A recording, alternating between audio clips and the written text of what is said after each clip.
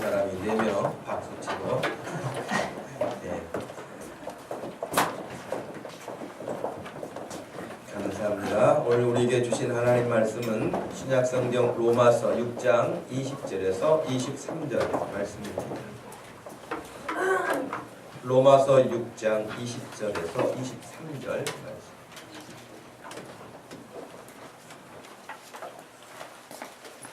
성경을 찾으셔서 성경을 같이 읽도록 하겠습니다.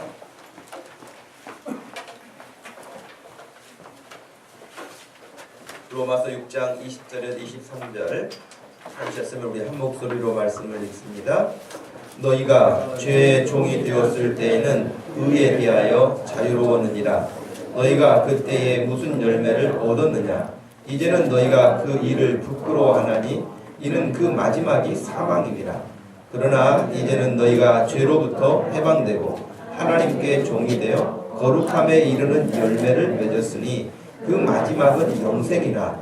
죄의 삭은 사망이요 하나님의 은사는 그리스도 예수 우리 주 안에 있는 영생이니라. 아멘. 오늘은 우리가 성찬 주일로 예고를 하고 성찬 주일로 예배를 드립니다. 성찬 주일이란 예수님께서 직접 우리에게 명하신 바입니다. 로마 천주교에서는 칠성례라고 해서 7가지 예식을 합니다. 7가지 예식을 정하고 그 예식을 하게 되는데 우리 기독교에서는 세례식과 성찬식 이것 말고는 다른 것을 하지 않습니다. 그러니까 전통을 앞세워서 칠성례라 그래서 그렇게 우리 성찬식을 하는 것처럼 의미를 부여하는 로마 천주교하고는 다르게 예수님께서 우리에게 직접 명령하신 이 2가지 세례를 그리고 성찬을 우리가 행하게 되는데 사도 바울도 예수님이 누가복음 22장 19절 말씀에서 하셨던 말씀을 다시 반복하고 있습니다. 먼저 누가복음 22장 19절에서는 예수님이 또 떡을 가져 감사하기도 하시고 떼어 그들에게 주시며 이르시되 이것은 너희를 위하여 주는 내 몸이라. 너희가 이를 행하여 나를 기념하라. 나를 기념하라고 말씀을 하셨어요. 이 말씀을 사도 바울이 고린도 교회 성도들에게 편지를 보내면서 그렇게 말씀을 전하고 있습니다. 고린도전서 11장 24절 이하에 보면 축사하시고 떼어 이르시되 이것은 너희를 위하는 내 몸이니 이것을 행하여 나를 기념하라 하시고 25절에 식후에 또한 그와 같이 잔을 가지시고 이르시되 이 잔은 내 피로 세운 새 언약이니 이것을 행하여 마실 때마다 나를 기념하라 하셨으니 이 성찬을 우리가 행하는 것입니다. 나를 기념하라고 하신 예수님의 말씀을 따라서 우리가 이 일을 갖는 것입니다.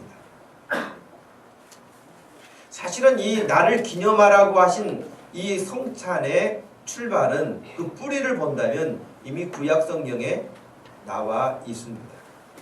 출애굽기 12장 14절 말씀에 따르면 너희는 이 날을 기념하여 여호와의 절기를 삼아 영원한 규례로 대대로 지킬지니라 그렇게 말씀하셨습니다.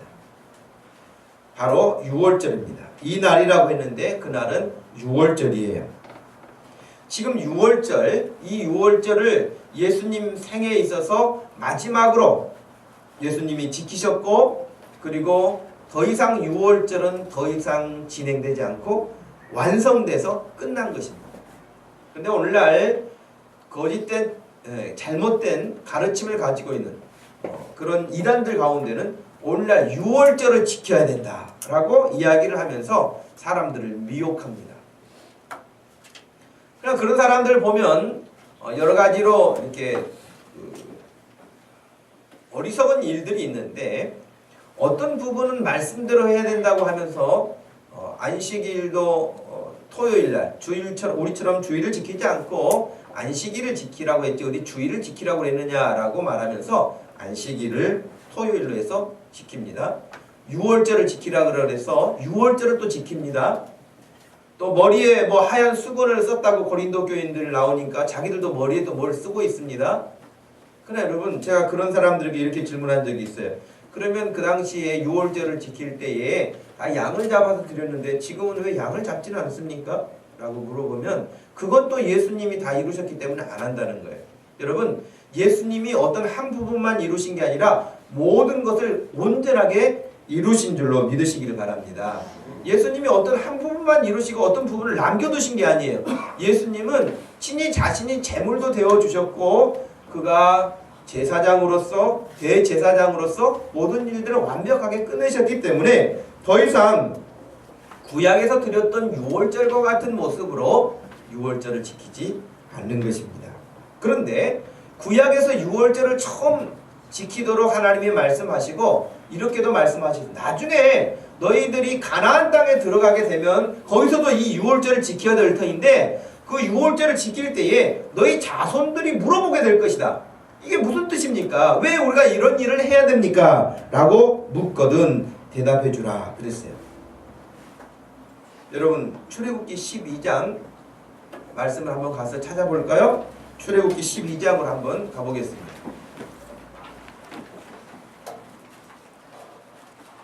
출애굽기 12장 21절 22절 이 두 절 말씀을 먼저 한번 읽어보겠습니다. 시작.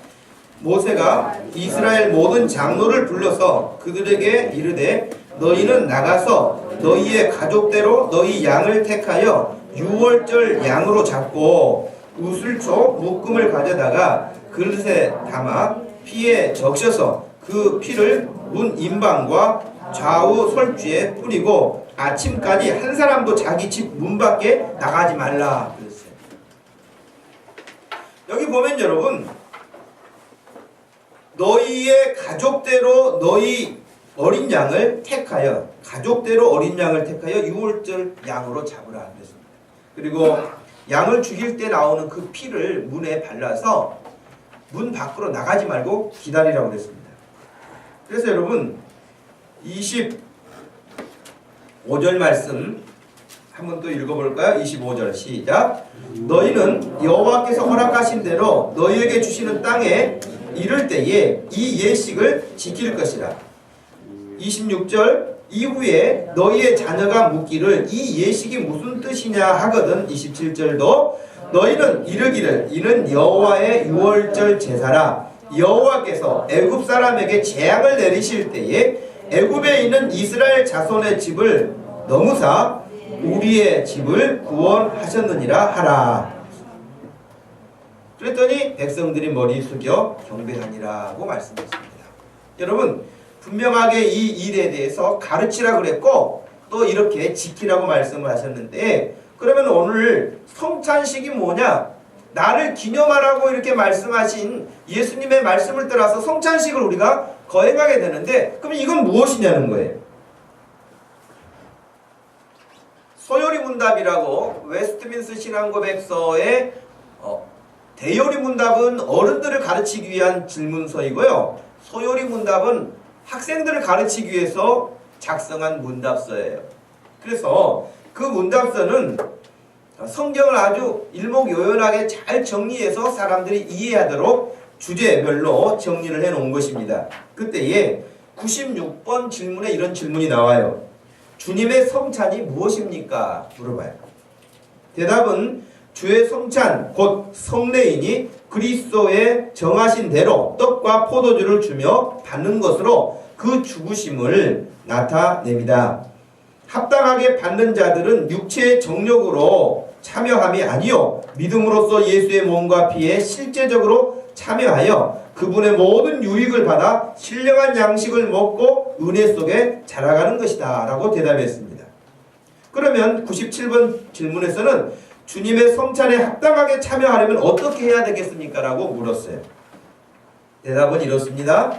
주의 성찬에 합당하게 참여하려면 마땅히 주의 몸을 분별할 줄 아는 것과 주님을 양식으로 삼는 믿음과 회개와 사랑과 복종할 새로운 각오가 자기들에게 있는지 없는지 스스로 살펴야 한다. 혹 합당하지 않게 참여하면 두렵건대 먹고 마시는 것이 정죄함을 자청함이 될 것이다. 그러니까 분별 없이 성찬에 참여하는 그 먹고 마시는 것은 죄가 될 것이라고 말을 한 것입니다. 그러면 이 성찬에 참여하는 사람들은 세례를 받은 사람들인데 94번 질문에 세례는 무엇입니까? 라고 묻습니다. 세례는 물을 가지고 성부와 성자와 성령의 이름으로 짓는 성례인데 우리가 그리스도에게 접붙임됨과 은혜 언약의 모든 유익에 참여함과 주님의 사람이 되기로 약속하여 표시하기 위해 인친 것이라고 대답했습니다. 어떤 사람에게 그러면 세례를 베풉니까? 그랬어요.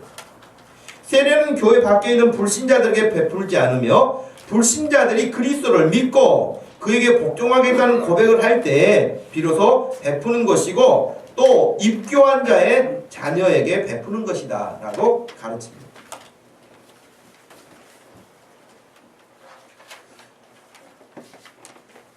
제가 어제 설교를 준비하면서 또 성찬 주일이어서 제가 세진이한테 그랬어요. 내일 성찬식이 있는 날인데 너는 어릴 때 유아 세례를 받았고 또 지난 봄에 이제 입교를 했기 때문에 성찬식에 참여하게 되지 않느냐. 이 세진이가 제일 좋아하는 것은 자기도 성찬식에 참여한다는 거예요. 참여하는 게 뭐가 좋냐? 떡을 먹고 그걸 마시는 어른들이 하는 것처럼 자기도 한다 이거예요. 거기에 의미가 아주 커요.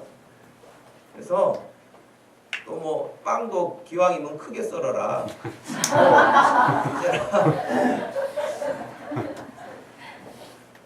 근데 여러분 옛날에는요 이 땅 이렇게 카스테라 이렇게 하지 않고 큰 빵을 떼어 먹기도 하고 포도주도 큰 이렇게 대접 같은 데다 담아가지고 돌아가면서 마셨어요. 그러나 이게 여러 가지 이제 변형돼서 지금 우리가 이렇게 하고 있습니다만은 그래서 세진이에게 그런 이야기를 했죠. 세진아, 그냥 먹는 것이 중요한 게 아니다. 그 카스테라야 여러분 그냥 슈퍼에 가서 사면 얼마든지 더 많이 먹을 수도 있지 않겠습니까? 그건 의미가 없는 거다. 제가 제 아들을 볼 때에 성찬식에 참여하는 어떤 그 마음의 준비에 가장 힘든 것 가운데 하나는 자기가 좋아하는 어떤 것을 그만두는 거예요. 그리고 주님을 생각하는 거예요. 그래서 너 내일 교회 갈 때 핸드폰 가지고 가지 말아라. 아이들은 핸드폰 놓고 가면은 거의 경기가 일어나는 거예요. 요즘 애들은 뭔가 정서적으로 불안하고 그래서 네가 가장 버릴 수 없는 것 같이 여기고 있는 것이 지금 내가 봤을 때는 핸드폰인데 그걸 놔두고 가라.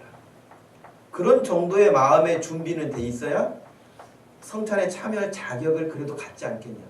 아무 생각 없이 그냥 참여하는 것은 전혀 의미를 부여받을 수가 없다고 했습니다.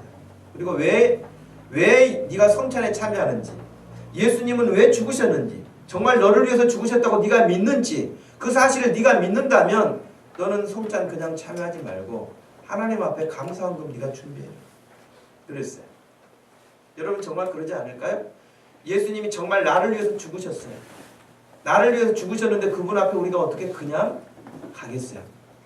당연히 주님 앞에 내 인생을 드리고 내 시간을 드리고 내 재능을 드리고 모든 것을 다 드린다고 약속하죠. 그러나 하나님 앞에 우리가 이와 같은 마음의 준비를 미리 성찬을 예고하는 것도 준비하도록 시간을 주기 위해서 예고하는 거예요. 일주일 동안 기도로 준비하고 자기의 삶을 돌아보고 경건하게 하고 그렇게 해서 하나님이 우리에게 말씀하시고 예수님이 친히 나를 기념하라고 하신 그 예수님을 기념하는 것이 그냥 8.15 광복절이 진행되면은 거기에 참여하는 사람들만 참여하지 태극기도 달지 않을 정도의 지금 우리나라가 되지 않았습니까? 그러니까 나하고 관계없는 거예요. 광복절이 되든 3.1절이 되든 다 나하고 관계없는 거예요. 그냥 빨간 글자 노는 것만 생각하지 다른 거 생각하지 않습니다. 마치 오늘날 우리가 성찬식을 참여하는 것이 그와 같은 어떤 흐름으로 광복절처럼 그냥 뭐 초청받았으니까 우리 행사에 어쩔 수 없이 참여해야 되니까 그럴 수는 없다는 것이에요. 정말 주님 앞에 내 마음을 다하고 뜻을 다하고 힘을 다해서 하나님 앞에 예배에 참여하고 성찬에 참여하는 그런 자세를 가질 때에 우리는 나를 기념하라고 하신 주님의 그 말씀을 온전하게 순종하게 될 줄로 믿습니다. 미국의 폴 오셔라고 하는 목사님, 저를 봐보세요. 폴 오셔라고 하는 목사님이 젊으세요. 젊으신데 굉장히 좀 강력한 메시지가. 근데 이분은 제가 이분의 그 메시지에 100% 동의하지 못하는 것들도 있습니다만은 이렇게까지 이야기를 합니다. 우리에게 잘 알려진 여러분 사형리 있잖아요. 사형리를 통해서 너무 많은 사람을 지옥으로 보내고 있다. 그런 이야기를 했어요. 사형리가 뭐냐면 마치 봄, 여름, 가을, 겨울이 있듯이 우리 인생에도 태어나고 성장하고 그 다음에 어떤 인생을 살다가 겨울처럼 인생이 끝나게 되는 죽음이라는 게 옵니다. 이제 복음을 네 가지로 설명을 하고 그리고 마지막에 결단하도록 해서 예수님을 영접하도록 해요. 그 영접 기도를 시키죠. 주님, 저는 죄인입니다. 이제 제 마음의 문을 엽니다. 저에게 오셔서 제가 주님을 믿고 살겠습니다. 등등 이렇게 간단한 기도를 통해서 영접 기도를 시켜요. 그리고 요한 1세의 말씀을 통해서 아들이 있는 자에게는 영생이 있다는 말씀을 가지고 당신은 이제 예수님을 영접했기 때문에 구원받은 사람입니다. 라고 가르쳐줘요. 그러면 이제 자기는 구원받았다고 생각을 한다는 거예요. 근데 이 폴 오셔라고 하는 목사님은 바로 이 점을 강력하게 지적하고 있습니다. 왜냐하면 우리가 물론 그 말이 다 틀린 건 아니에요. 예수님을 영접하는 거 귀한 일이고 복된 일이고 정말 그렇게 해서 예수님을 믿게 된 사람도 있어요. 그래서 제가 폴 오셔 목사님의 100% 동의하지 못하는 점도 있다는 건 뭐냐면 하나님의 역사가 나의 결단과 같이 어떤 것이 먼저이고 어떤 것이 나중인지 모를 만큼 동시에 일어날 수 있거든요. 그래서 그런 어떤 전도를 받아가지고 그 순간에 예수를 믿어서 평생 예수님을 잘 믿는 사람도 있습니다. 그러니 그걸 우리가 어떻게 흑백을 딱 구분해냈겠어요? 잘 못합니다. 그래서 그 사실을 우리가 부정할 수 없지만 이 목사님이 지적하고자 하는 것은 뭐냐면 너무 값싼 은혜를 이야기하고 있다는 거예요. 그냥 예수님이 나를 위해서 어떻게 왜 그런 죽음을 당하셨는지 그런 처절한 절박함, 비통함, 애통함이 없이 그냥 평안하게 예수님 영접한다고 따라 기도를 시키니까 따라서 자기가 예수님을 영접했고 자기는 이제 예수님을 영접했으니까 구원받는다. 이런 어떤 확증을 거짓 확증을 심어줘서 사람들이 착각하게 만든다라고 하는 것이 그 목사님의 지적이에요.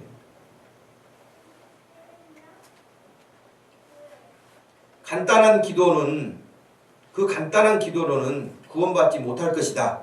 만약에 그 사람이 구원받았다면 간단한 기도가 아닌 하나님의 전능하신 역사로 인해 심령이 가난해지고 굳은 마음이 깨어지고 회개해야 될 것이다. 믿음으로 예수 그리스도 앞에 자신을 구속해달라고 전적으로 매달려야 할 것이다. 회개를 했다면 그 후로도 계속적으로 회개하는 삶을 살아야 할 것이다. 계속적으로 그리스도를 믿으며 오직 그분에게 모든 것을 의지하고 끝까지 믿는 자가 구원을 받는 자이다 라고 이야기를 했습니다. 그러면서 그 폴 오셔의 지적은 그겁니다. 예수님이 이 땅에 오셔서 회개하라 천국이 가까웠느니라 라고 말씀하시면서 회개하라고 분명히 말씀을 하셨고 회개하는 자가 구원에 이르고 영생에 이르게 되는 것이지 전혀 그런 것들도 없는데 입으로 시인한 것처럼 누가 따라 시키는 기도를 했기 때문에 구원의 확증이 보장되는 것 아니다고 이야기하는 것입니다. 그러면서 자기가 어떤 한 집회에 대한 이야기를 했습니다. 전도자들은 사람들을 지옥으로 보내는 자들이 많습니다. 셀 수 없는 많은 사람들이 교회에서 초중고등학교에서 또는 대학교에서 이러한 축소된 복음을 듣고 기도하면 다 천국 가는 줄 알고 하나님의 초자연적인 능력의 복음을 힘없는 축소된 복음으로 만들어버려 수많은 사람들이 지금 죽으면 자신의 죄를 가지고 죽게 되며 그들은 결국 지옥으로밖에 갈 수 없을 것이다 라고 말합니다. 그러면서 몇 주 전에 5,000명이 되는 청소년 집회에 자기가 참석했는데 나는 그곳에서 내 삶의 가장 무서운 것을 보게 되었습니다. 내가 설교하기 전에 어느 목사님이 설교를 하였는데 그는 죄를 비웃으며 죄에 대하여 농담을 하며 야유했습니다. 하나님의 사람으로 절대로 하지 말아야 하는 말들을 했습니다. 그리고 그는 청소년들을 강단 앞으로 초청했을 때 3,000명이나 되는 청소년들이 앞으로 나왔습니다. 웃으며 서로 장난치며 껌을 씹으며 카운슬링을 하는 방으로 들어가서 하나님의 놀라운 역사라며 영접 기도를 하고 나오는 것을 보았습니다. 이러한 행동은 자신들이 어려서부터 교회에서 그들을 배운 것을 다시 반복할 뿐입니다. 그 어떤 아이도 영접 기도를 하고 나서 자기의 죄 때문에 통곡한 아이를 본 적이 없다고 말합니다. 죄 때문에 그 죄를 미워하는 증오하는 모습을 본 적도 없다고 말했습니다. 그러면서 미국은 이 침례교회가 대부분인데요.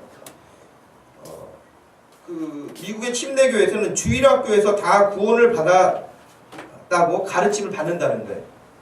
주일학교 아이들에게 늘 교육을 해서 너희들은 다 구원받은 아이들이다라고 그렇게 가르친다는 거예요. 그런데 그런 아이들이 14살, 15살 정도의 청소년이 되기 시작하면 굉장히 아이들이 반항적이 된다는 거예요. 그들은 구원을 받았지만 육적으로 행동하고 무엇보다도 부모님으로부터 강하게 반발하고 부모님을 거역하고 더 나아가서는 하나님을 향해서 반항하게 된다고 지적하고 있습니다. 그들은 교회에서 아무것도 하지 않습니다. 뿐만 아니라 그들이 대학을 들어가든지 아니면 신학대학을 들어간다 할지라도 술을 마시고 간음하고 자신들이 즐길 수 있는 것을 다 즐기면서 살아간다고 말합니다. 그리고 나이가 한 30 되면 그때 다시 하나님 앞에 자신을 바친다고 헌신한다고 하면서 교회 안에 몇 가지를 맡아서 하는 그런 모습을 보면서 그것은 신앙의 엉터리라고 지적을 했습니다. 저는 사춘기를 믿지 않습니다.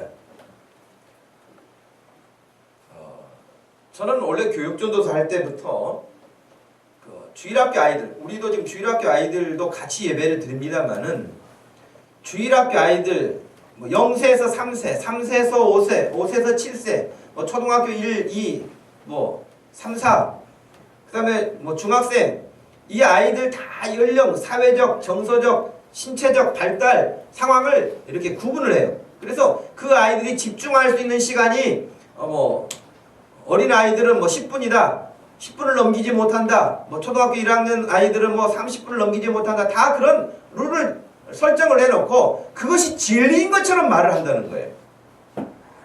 근데 저는 아이들이 집중해서 30분 넘게 그 어린아이들이 텔레비전 보는 걸 많이 봤어요. 아이들 집중 10분밖에 못한다고요? 1시간도 합니다. 여러분 그렇지 않아요? 이 시간에도 하나님 앞에 예배 드리는데 어떤 아이는 그렇게 하나님 앞에 집중할 수 있는데 아예 나는 청소년이니까 나는 어리니까 나는 지금 사춘기니까 이때쯤에는 부모님에게 반항을 해도 괜찮아. 이런 말도 되지 않는 생각을 한다는 거예요. 여러분 성경은 어디에도 그렇게 가르치지 않습니다. 부모님에게 반항하고 불순종하고 거역하는 것은 죄 때문이지 사춘기 때문이 아니에요. 그 죄는 다스려야 될 문제이지 당연한 게 아니에요. 여러분 집에서 괜히 내가 지금 사춘기라고 막 행세하지 마시기 바래요. 사춘기가 대단한 게 아니에요. 사춘기는 더 죄를 강력하게 죄의 영향을 받는 시기예요. 죄는 다스려야 될 부분이에요. PB의 회심이라고 하는 그 어린아이에 대한 이야기를 제가 하나 소개하려고 합니다. 이 아이 PB 발레라고 하는 아이가 있는데 이 아이는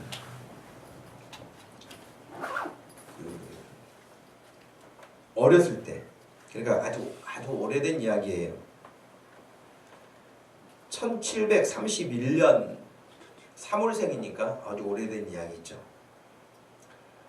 그런데 그가 31년 3월생인데 1735년 4월 말에서 5월 초에 자기 오빠로부터 말을 듣고 크게 감동을 받았다라고 기록이 되어 있습니다. 피비는 그 오빠 11살 되는 오빠가 있었는데 얼마 전부터 회심하기를 강구해 왔는데 동생에게도 그것에 관해 진지하게 이야기했다라고 나와 있어요. 그러니까 11살 된 오빠가 예수님을 내가 꼭 믿어야 되겠다.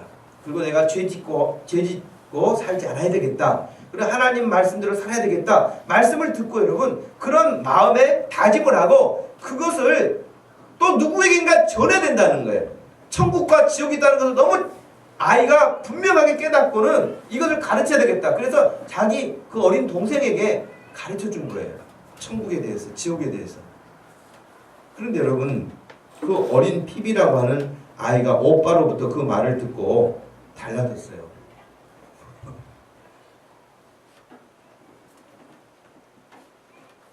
이 아이가 오빠의 말을 듣고요. 오빠를 따라서 엄마가 보니까 어느 시간이 되면 자꾸 없어지는 거예요. 이 아이가.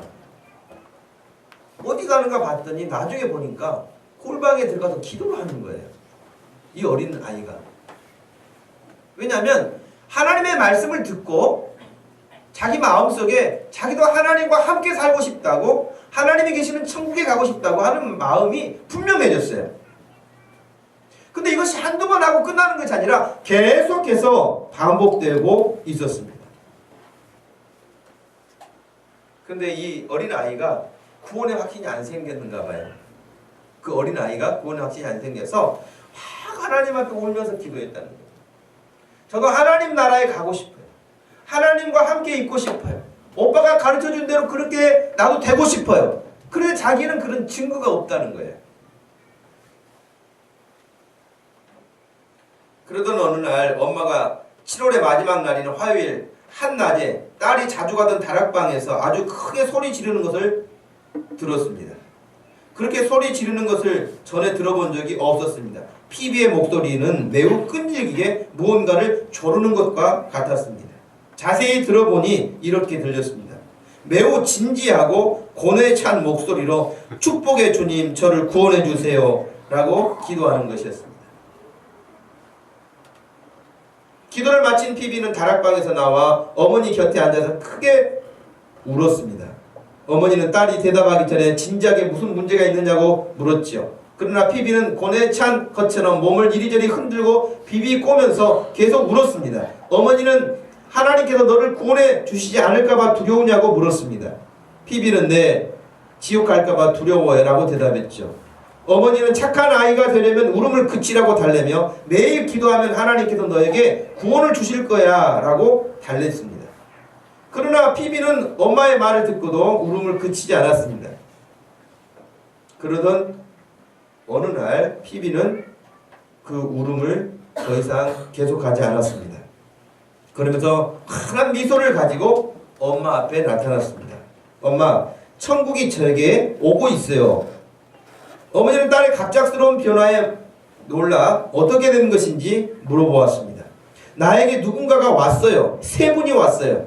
그것이 무엇이냐고 묻자 피비는 한 분이 너의 뜻이 이루어졌다. 또 한 분이 그를 영원히 기뻐하라.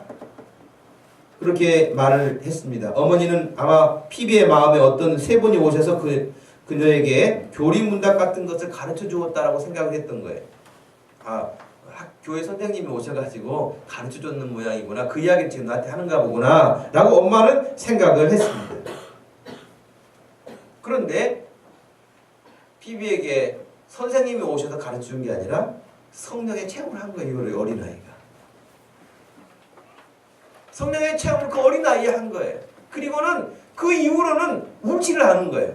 그리고 마음에 기쁨이 있어서 천국의 소망을 분명히 가지고 그가 성장하는 모습을 지켜보았다고 기록에 남겨 있습니다. 지금 제가 말씀드리고 있는 것은 회심, 회개에 대한 어떤 한 부분입니다. 예수 믿는다고 그냥 나 예수 믿습니다 라고 그걸 끝나는 것이 아니라고 하는 것을 말하는 것입니다. 그런데 피비가 어느 날 예수 그리스도를 그렇게 확신하고 천국의 확신을 가지고 난 다음에 그 마음에 생긴 것이 긍휼의 마음이었는데, 하루는 아버지가 계시는 농장에 가서 아버지에게 막 뭔가를 이렇게 부탁하고 사정을 하는 것을 엄마가 보았습니다.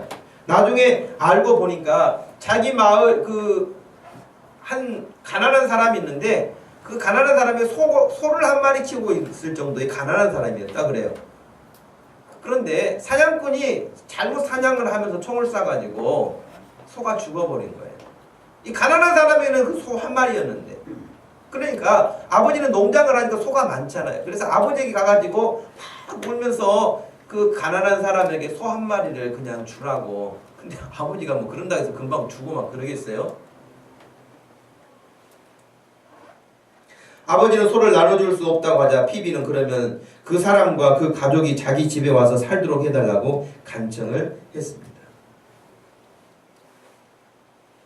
그러니까 이 말은 뭐냐면, 예수 믿고 그 마음에 하나님의 은혜가 임하게 되면 그 사람의 마음에는 긍휼의 마음도 생긴다는 거예요. 불쌍히 여기는 마음도 생기는 거예요. 그냥 나 혼자 예수 믿고 그냥 그렇게 끝나는 게 아니고, 다른 사람을 볼 때 막 그런 안타까운 마음으로 사람을 대하게 되는 것입니다. 그리고 뿐만 아니라 피비가, 이 어린아이가 또 달라진 것 가운데는 목사님을 너무 좋아한다는 거예요. 그래서 우리 주일학교 학생들은 저를 좋아하는지 아니면 저하고 눈이 마주칠까 봐 예배 시간에도 부담스러운지는 모르겠어요. 근데 이 피비라고 하는 아이는 그랬습니다. 지금 에즈워드 목사님이라고 아주 부흥 운동을 일으켰던 훌륭하신 목사님이신데, 특별히 그 에즈워드 목사님이 하신 이야기예요. 특별히 내가 건강을 위해서 장거리 여행에서 돌아왔을 때 그것을 이 피비가 증명해 주었습니다. 피비는 내가 돌아왔다는 소식을 듣고 매우 기뻐하면서며 세상에서 가장 즐거운 소식이 있다며 아이들에게 막 가서 이야기를 하게 됐는데, 아이들이 그게 무슨 이야기냐고 막 궁금해서 물어보니까 에즈워드 목사님이 이제 오셨다고, 목사님이 오셨다고 너무 좋아하는 거예요.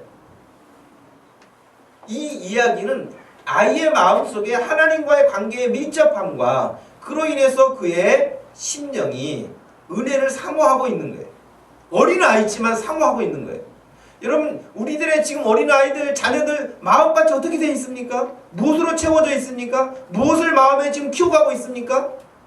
한번 생각하지 않을 수 없습니다. 그 어머니가 바라본 이 어린 딸의 모습은 늘 변함이 없었습니다. 저는 오늘 읽었던 본문 말씀을 가지고 두 가지를 말씀을 드리고 말씀을 마치려고 합니다. 여러분, 20절 말씀을 먼저 보시면, 너희가 죄의 종이 되었을 때에는, 그러니까 예수님을 믿기 전이에요. 죄의 종이었다는 거예요. 죄의 종이었을 때는 의에 대해서, 하나님의 말씀에 대해서 자유롭다는 거예요. 하나님의 말씀에 대해서 전혀 가책도 느끼지 않고 아무 생각도 없다는 거예요. 자유롭게 자기 하고 싶은 대로 마음대로 산다는 거예요. 그런데 그렇게 살았던, 자유롭게 살았던, 하나님을 떠나서 말씀을 떠나서 살았던, 그 죄의 종이 되어서 살았던 그 삶이 21절에 뭐라고 그랬습니까? 너희가 그때에 죄의 종이 되어 살았을 때에 무슨 열매를 맺었냐는 거예요. 너희들의 삶에서 어떤 유익이 있었냐는 거예요. 이제 너희가 예수를 믿고 세례를 받고 하나님의 사람이 되고 보니, 21절에 그랬잖아요. 이제는 너희가 그 일을 부끄러워하나니, 왜냐하면 그 마지막은 사망이다.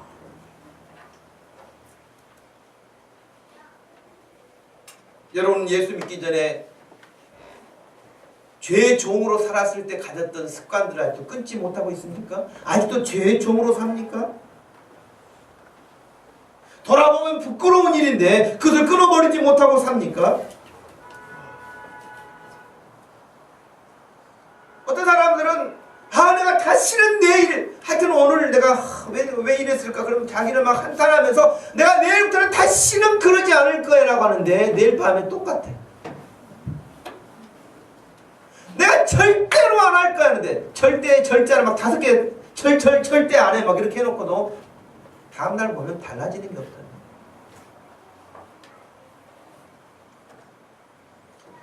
점점점 그렇게 가다가 나중에는 수치심도 없어요. 부끄러움도 없어요. 뻔뻔해져요. 뻔뻔해져요. 처음에 교회 와서 예배 드릴 때, 하나님을 섬길 때는 굉장히 긴장감도 있고 조심스러웠던 어떤 사람들도 교회 이제 좀 다니면서 익숙해지면요, 느슨해져요. 긴장감도 떨어져요. 그래가지고 하나님 앞에 예배하는 태도도, 생각도, 생활하는 자세도 다 무너지는 거예요. 그리고 이제 교회 생활만 익숙해지는 거예요. 이런 부분들.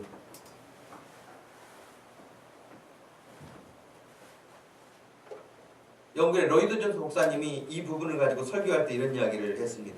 밤이 맞도록 술을 먹은 사람은 다음날 아침 자기가 어리석었고 그렇게 행동한 데 대해서 부끄럽다고 느끼고 좀처럼 자신을 용서할 수 없으며 양심의 가책과 역겨움을 느낍니다. 그러나 그보다 더 악한 것이 있는데 그것은 수치감을 잃기까지 하는 삶을 살아가는 사람들이 그렇게 많아진다는 것입니다. 그리고 부끄러워하지 않고 점점점 수치심마저 사라지고 만다는 것입니다.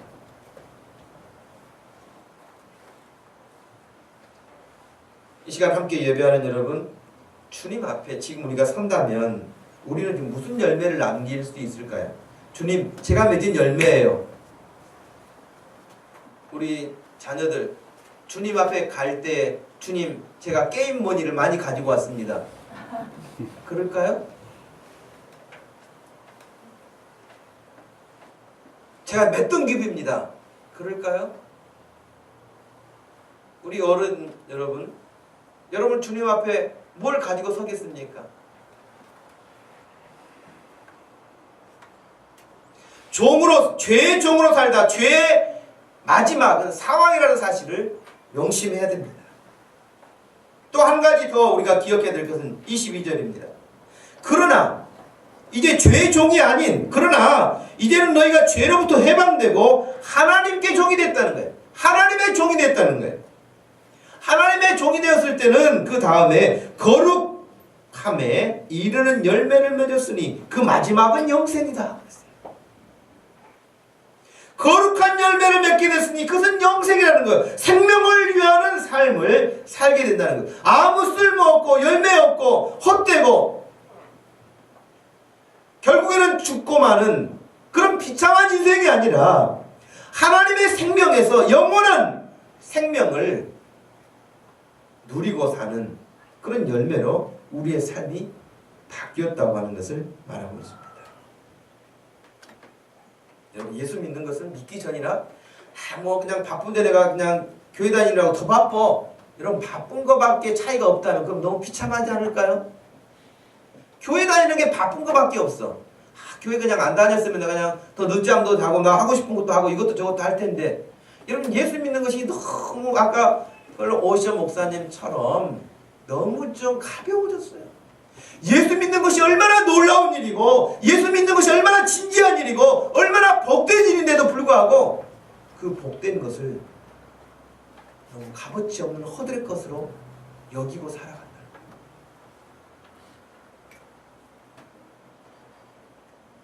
죄로부터 해방되어 하나님의 종이 되어 거룩한 열매, 생명의 열매를 남기며 살겠습니까? 여전히 죄의 종의 모습에서 떠나지 못하고 맴돌겠습니까?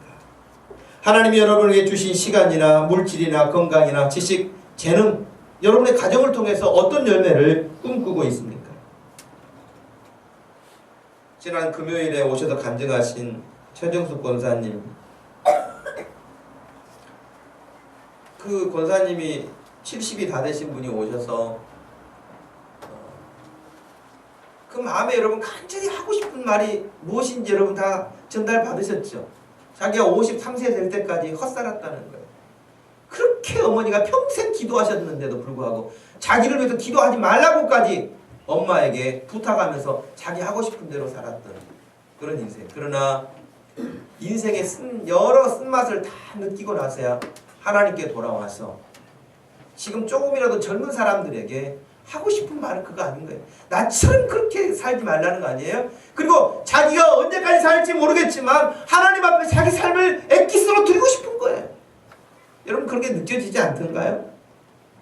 근데 그것을 엑기스로 받아들이는 사람은 그 권사님이 허망하게 실수하고 안타까워하는 인생을 가보지 않아도 여러분 그것을 얻을 수 있는 거 아닙니까?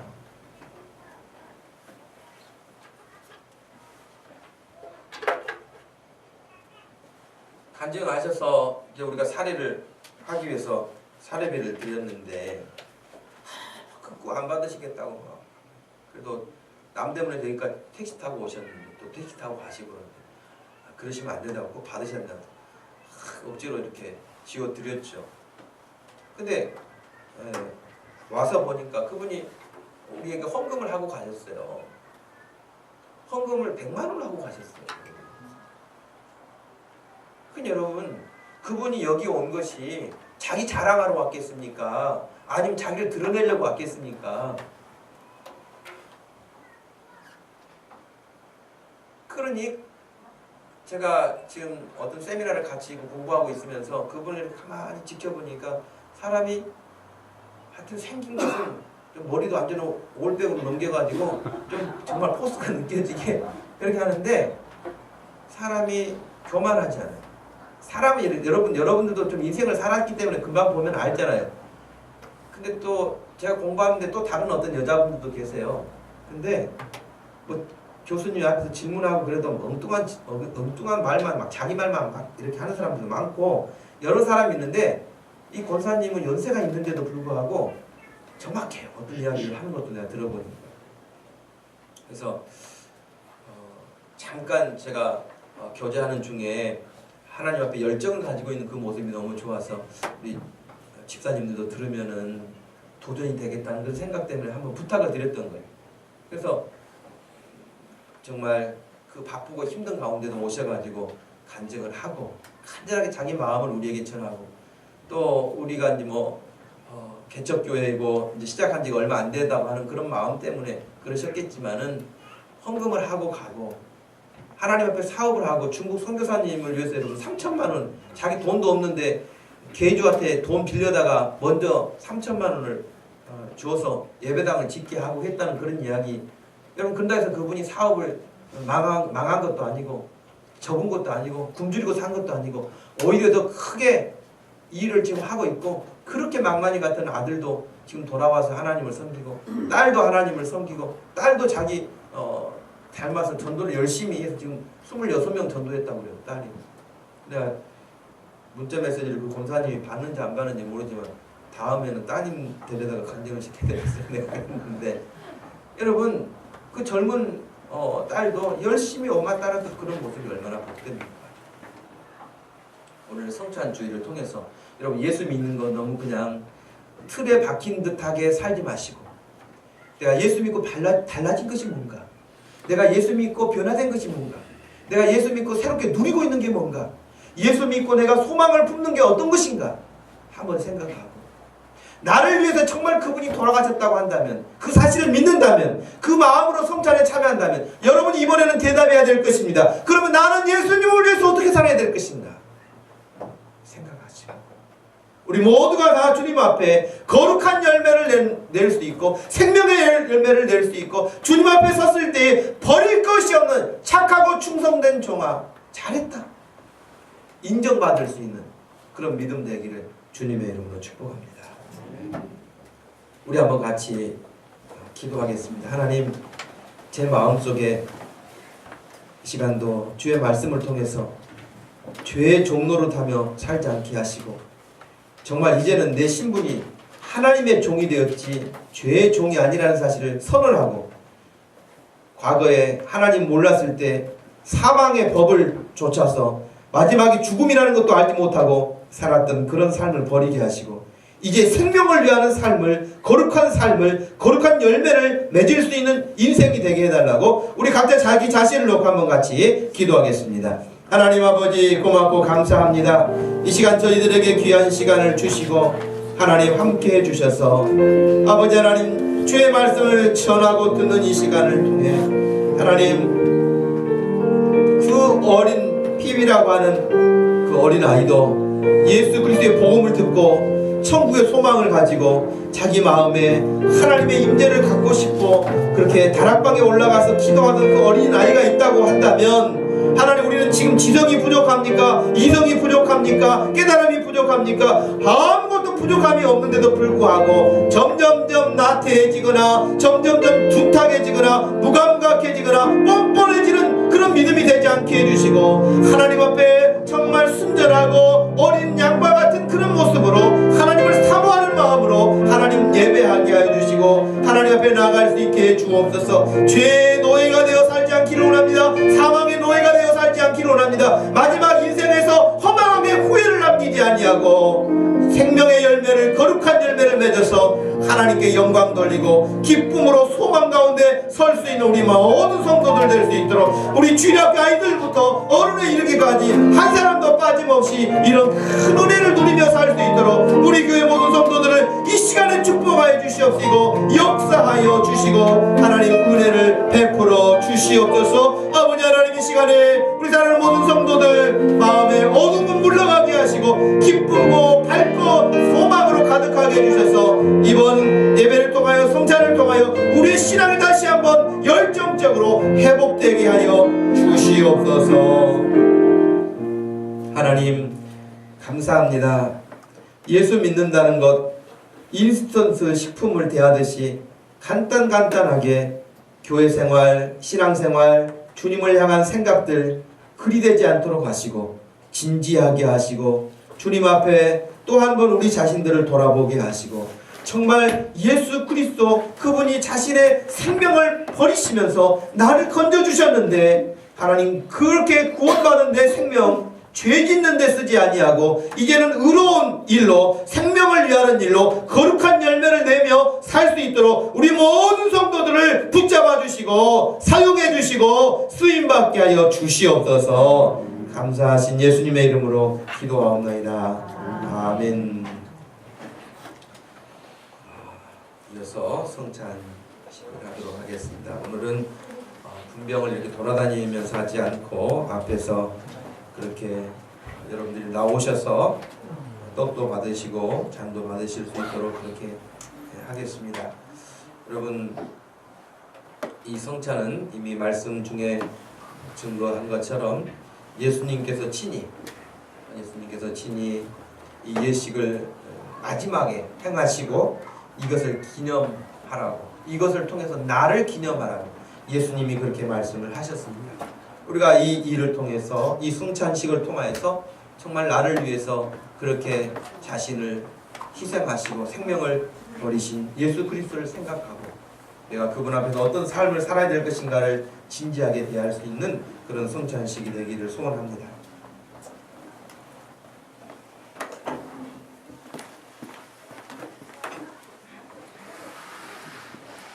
한번 기도하겠습니다. 우리 주님께서 생명의 떡이라고 말씀하시고 광야에서 만나를 먹었던 조상들도 죽었지만 내가 너희에게 주는 이 양식을 먹는 자, 곧 예수 그리스도에게 접붙임 바 되어지는 인생들은 영원히 살 것이라고 약속해 주신 말씀을 믿습니다. 하나님, 이 시간 이 성찬식을 통하여서 우리 주님을 기억하고 기념하라고 하신 말씀을 따라 이 예식을 행하려고 합니다.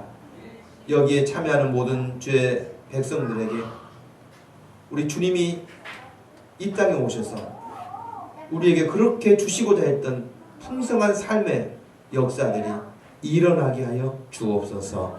예수님의 이름으로 기도하옵나이다. 아멘.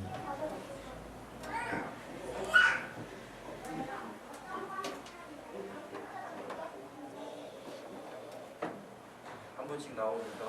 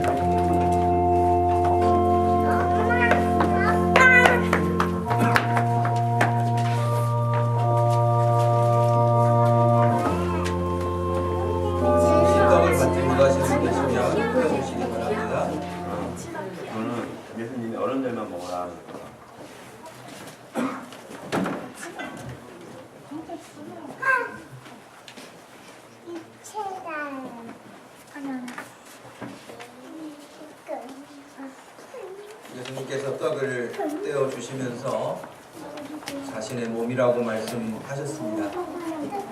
그 이후에 하나님 다시 우리에게 말씀하셨습니다.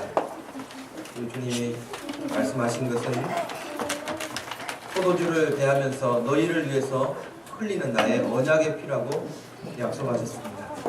구약에서는 어린 양을 잡아서 죄사함을 얻게 하는 그런 제사를 드렸지만 이제는 우리가 예수 그리스도의 그 흘리신 보혈의 피로 우리의 모든 죄가 씻김받고 하나님의 백성 되어 영생을 얻게 되는 은혜를 주셨습니다. 우리가 이 잔을 대할 때 나를 위해 십자가에서 흘리신 보혈의 피를 생각하고 진지한 마음으로 이 잔을 대하여 주님 앞에 부끄러움이 없는 삶이 되기를 소원합니다. 기도하겠습니다. 하나님,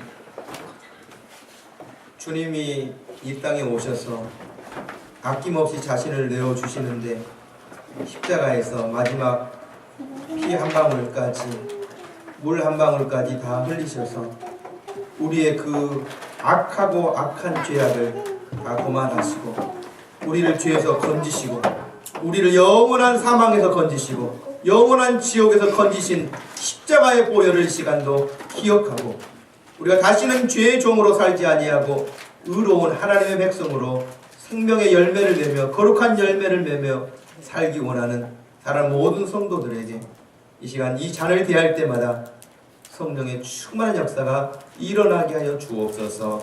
예수님의 이름으로 기도하옵나이다. 아멘.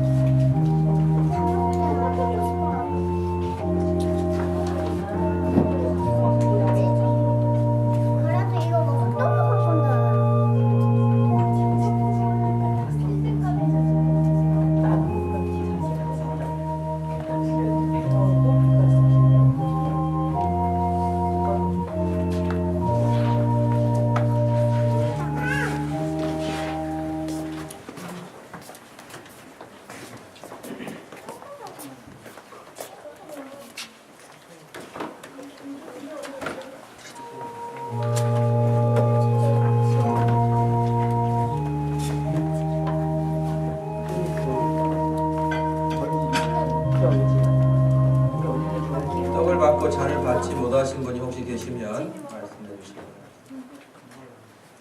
우리 주님은 이렇게 제자들과 마지막 성찬을 대하시고 감난산으로 참배하며 가셨다고 되어 있습니다. 마지막 주님이 가셨던 그 길은 우리를 구원하시기 위한 생명의 길이었습니다. 우리가 이 성찬을 대하면서 주님 가신 그 길을 함께 걸으며 이 세상을 생명의 길로 바꾸가는 일에 귀한 일꾼으로 쓰임받을 수 있기를 소원합니다. 한 번 더 기도합니다. 하나님 아버지, 고맙고 감사합니다. 이 시간 주님께서 우리에게 말씀하신 대로 이 성찬 예식을 통하여 주님을 다시 한번 생각하고 기억하고 말씀을 마음에 새기고 예수 믿음에 대해서 또 한번 생각하고 진지한 자세로 주님을 따르고 섬기기를 원합니다. 사랑하는 모든 우리 성도들 가는 곳마다 예수 그리스도의 능력의 삶이 나타나게 하시어 어두움은 물러가고 하나님의 나라가 세워져 가고 하나님 거짓은 없어져 가고 공의롭고 정의로운 일들이 진실함이 세워져 갈 수 있도록 우리들을 축복하시고 사용하여 주시고 그렇게 할 수 있도록 능력을 더하여 주옵소서. 영적으로도 육적으로도 피곤치 않도록 강건하게 붙들어 주시고 세임 주시기를 원하며 예수님의 이름으로 기도하옵나이다. 아멘. 다 같이 자리에서 일어나셔서 감사 찬양 드리겠습니다.